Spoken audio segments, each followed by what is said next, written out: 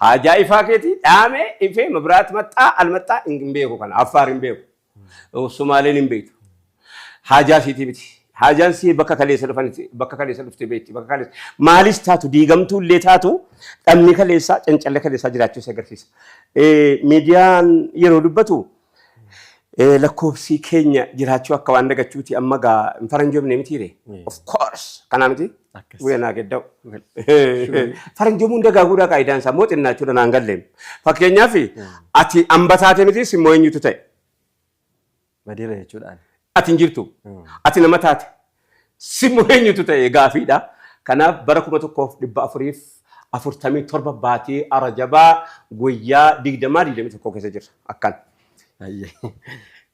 Rajabaa 20 keessa jirra 1447 kanaaf akkuma miidiyaa keenya irra dhuftanitti waa'ee qooda miidiyaa fi gaazexeessummaa gaazexaa akkamitti ilaaltu akkamitti hubachuu qabna maaltu laakunoodha shoorri gaazexeessummaa akkuma addunyaatti yoo fudhatte bareedduna gaafatte fixattee gaafii kee akkuma addunyaatti yoo ilaalte magaalaa shoorri gaazexeessummaa nuti taphateeyyuu tokko keessaa daawitiidha biyyatu keessaa mul'ata biyyatu keessaan dhokata gaazexeenyaa akka biyya keessaatti akka addunyaadhumatti yoo gaafatte walakkaanii dhaa'olee botolikaa hojjeta garee qaba gara qaba cunqursaa hojjeta yeroo waa ibsanu gaayaa yeroo amaarinyaatiin dubbatanu barreen gaddaa ciidii wayii galmeessuudhaa jedhanii miidiyaan biyya keenyaa wayii አንዳንድ የእምነቱ ተከታዮች ይላል አይቹ ለቤታ ሙስሊሞች ይወጀዳን እንጉዳታካ የእምነቱ ተከታዮች ይላልሞ አፋንጀራቱን ጥቃን በገጎደን አከናን ጉደን ነሞ ቺኬሳን ጉደን ቆባባዳ በገጀተን አከለ ጀቹን ከሰን ባየኑ ፈየደ የሮሲን ዱከነ ጀተን ኢፍኔስን አገርሲም ዮይሲን ዳምተን ጀተን ቀበርኔስን አገርሲም ቦባኔ ኢላሌ አገሬስን አገርሲፍና ዶስኩን hinjiru jechuun ta'u gaazexeessaattas deebina fakkeenyaaf waa'ee biyya kanarratti waa'ee biyya keessaatti yeroo deebitee jettu biyyattii keenya kana lama gaazexeessaan biyya keenya kana jiru irra caalaan isaa warra siyaasaa hojjetu gaazexeessaa dhumti sigaleera dubbe irra caalaan isaanii siyaasaa hojjetu malee kanaaf namni gara dhuunfaatti gannaatti gara dhuunfaatti deemte ni dhuunfaas kan siyaasaa hojjeta yerootti gara kan deemte ni kan siyaasaa hojjeta akka shoorri gaazexeessummaa isa arganimuudha isa beeku qofitti himuudha fireemworkii qaba karaa keessa deemu qaba kallattii itti kenname qaba itti jaaha qaba dhugaadha haa ta'u malee immoo maal seete ilaa biyyattii kana keessatti yeroo magaalaa biyyattii kana ibsan magaalaan biyya kanaa ijaaramuu dura qoshashaa dhumatu ka'e akka rabbii yerooti lafa keessa ta'a gaazexeessummaan sila akka rabbii lafa kaa'u jechuudha dhugaa jirtu lafa kaa'u jechuudha malee kallattiitti godhanii asiin akkana mimicciiranii sanii gochuu miti akka hubatamuu barbaadamutti akka hubatamuu barbaadamutti miti kan himamu jechuudha akka hubatamuu barbaadamutti miti akka arge himuudha silaan abbaan akka fedhetti ilaama fakkeenyaaf biyyattii kana waggaa 82 baatii jalqabeen biyyattii kana keessa magaalattii kana keessa jira miti qacanee caafiidha qacanee booddee baddaadha bosona qacaneedha jalqabee hamma qeeraa ga'utti duudee sadii hin deemna baasii amma hamma qeeraa dabarfanaan immoo hin jiru katamaan waraabessaa fi duuriyyee qofa jira yeroo sanatti 82 duuriyyeedhaa fi warra nama saamu qofat jira goofaan achi booddee ijaarame amma waa lama jira laa gaazexeessummaa yeroo himanu warra magaalaa keessatti dhalatee guddate maaf gaazexeessaa godhattanis si warri godhattanis warra magaalaa keessatti dhalatee guddate innoo waan agarre ilama fakkeenyaaf magaalaa Finfinnee yeroo himu namni Finfinnee kaleessa beeku wallaahi hadhan beeku namni dur Finfinnee argee eessaa akka kaatee eessatti akka dhaabbate dhiyoo kana keessa deddeemee Finfinnee kana argee dechee nyaattee jette. Paarlamaan Naayijeeriyaa mootummaa isaa kasase sababa Finfinnee kana jedhamti mootummaa arganiiru laata. Ittiin maqaa paarlamaan Naayijeeriyaa mootummaa isaa kasase jira himatee jira firdi beetitti. Gaafa Addis Ababaan kana hunda dhufanii ilaalaniiti kana hunda hojjetamu gaazexeessaa komataa irra beekan. Gaafa Addis Ababaan kana hunda isa kanas immoo gaazexeessaa saachitii meelaa saasiitii miti. Sigalee akka isaasirraa moo waan dhageenye inni asii moo hundaniim ilama fakkeenyaaf ni silaa qaama mootummaas silaa isa arge kana isa beeku silaa hima ta'e abbaasaa wallaahi maal tokko lammaffaa immoo maa Finfinnee qofaa maal hojjetame Finfinneedhaa inni jalqabaa wanti itti arguu jalqabdu naannoo dur irriba kantuu jechuu beektaa. Iyyan hin dhaga'anu. Hin dhaga'amu calluma jettee iyyitee achitti namni nama saamaa achitti namni qalamaa achitti namni dhumaa ilmi namaa achitti qalamti. Waaw callumeedhaa iyyaa asumatti mootummaa dhufa jedhama irriba kantuutti mootummaa wajjin anuma wajjin jedhama. Gaafa sana irriba kantuu warri dur moggaasis anuma wajjin irriba kantuu maaliif jedhaa kunoo maqaa arrabaati. Silaa maaliif jedha. Irriba kantuu innoo irriba kantuu nan jijjiiran jedhu gaafa sana wajjumaanitti jiraadhaaf. Namni naannoo Nigeria embassy eega jalqabe hamma qaaqii ga'utti dur Finfinnee beeku waa biraati miti. Akkuma inni jijjiirame silaa hima amma gaala gaazexessaan warri botolikaa hune gaazexessaa komataa jira. Waan jirtu kun hojjetameera silaa gaazexessummaa maal ta'eeti kanan hojjenne kan hojjettaniittu. Akkasii silaa. Maal ta'a jechuun isuma argan kanaayyuu jijjiirame. Kana fakka silaa hojiin shoorri gaazexessummaa waan ta'ee jiru. Ta'uu qabu timbaayaan kanatti ayidnaa gara. Gara fuulduraatti ta'uu qabaa jedhee leenaasanii isa arge elaa kana argeen dhufee jedhee himudha. Fireemarkiinuma keessa sana fayyadamee ani inni jedhu qaamni mootummaa maaliif warra magaalaa keessaa qaxarata. Maaliin beekanu jarri. Isii argan qofa himu beekumsatti qabu jarri. Joornaalistiidhaan eebbifame ta'a. Sii galeera dubbiin. Finfinneedhuma hin beeku. Inni cimti gaazexessaa teessuun. Isumaayyuu immoo yeroo ammaa kana keessa Jimmaan argeera. Yeroo Finfinneemtu Jimmaan beekuu qabda. Haalatti isiin itti jirtu beekuu qabda. Magaalaa kun akkamitti kireet godhame dhugaan jirtu akka kana. Dirreedawaan akkamitti dhugaan jirtu kana. Shaashamanneen akkamitti dhugaan jirtu kana. Roobee akkamitti jira dhugaan.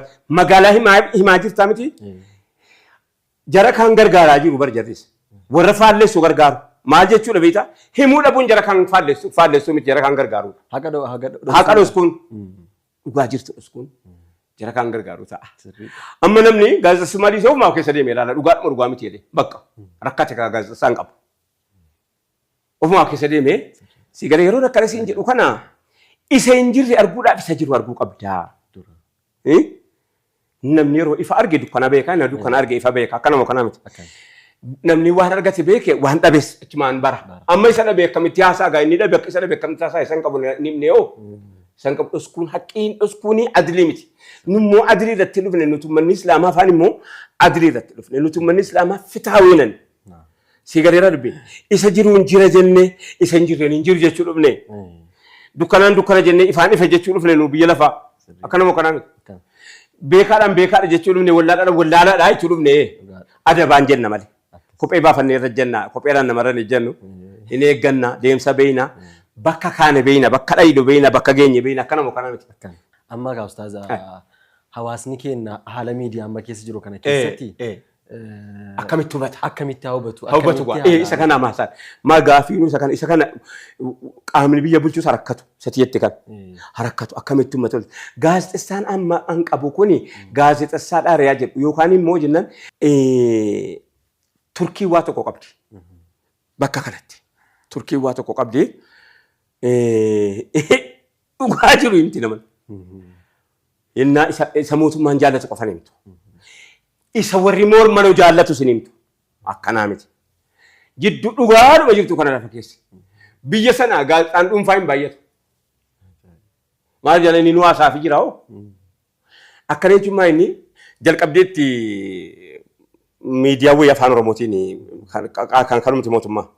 Hin beeku gurbaan tokko kan mootummaatti natti fakkaata. Bareecheetuma cabsee akka sana baay'ifachuu qabu. Cabsee kan gaafatu namni tokko wayii kaayira ijoollee Arsiitii natti fakkaata gurbaanni. Nama Arsii wayiiti. Hamma wanaa nagaadhaan jira. Inni mootummaa gaafatus dachee nyaatee gaafata. Ani immoo akkana qofa nan morma. Maaliif jennaan yeroo waa gaarii haasa'us gaarii jirri qabalu baasee ka'ee. Si garee amma gurbichaaf immoo yaadan kenna. Maa inni isa jarri hin qabne qofa himu miti. Isa jarri qabus. Isa jarri qabu himuun immoo baay'ee nuti toleera. Faalleessuu qofaan hin beekamin egaa. Jennaan dhugaa jirtus lafa kaawwajjin. Laa kana gooteetta. Kana hojjetteetta dhugaadha. Kana hojjetteetta dhugaadha. Kana hin hojjenne immoo akkana jechuu qabaan jedhaan. Ati yoo maal jetta mootummaa isinoo maal jettan. An akkana hin jedhe wanti hin jedhe maa inni maaliif namni waan dhokate barbaada fakkeenyaaf daa'imni xiqqoon tokko harkuma kan kee kana duwwaa harka kee kana duwwaa.